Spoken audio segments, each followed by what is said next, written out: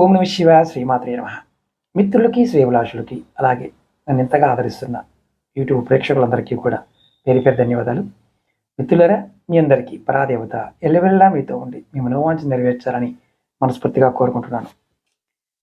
ఈరోజు మనం చాలామంది ఎప్పుడు అడుగుతూ ఉంటారు, తులసి ఎప్పుడు పెట్టాలి సార్, ఎప్పుడు నాటుకోవాలి? పురాణాల్లోనూ ఇతిహాసాల్లో ఒక విషయం చెప్పడం జరిగింది.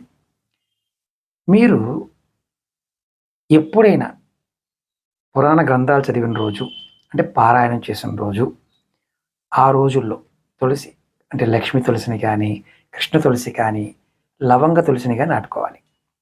లక్ష్మీ తులసి, కృష్ణ తులసి కలిపి నాటిన అంటే రెండు కలిపి మొక్కలు ఉంటాయి కదా, మామూలుగా పెడుతూ ఉంటాం.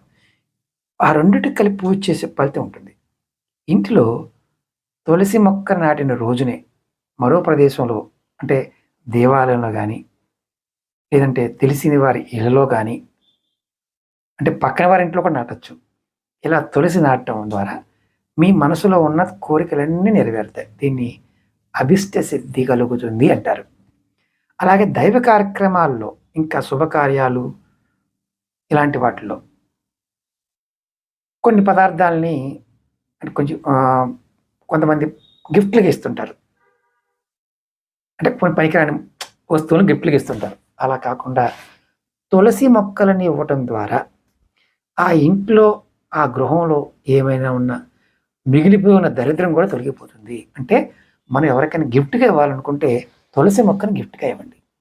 అలాగే మనకి పురాణ గ్రంథం అయినా సరే, దాన్నైనా తులసి మొక్కతో పాటు ఒక గ్రంథాన్ని కూడా దానం చేస్తే అద్భుతమైన ఫలితం కలుగుతుంది.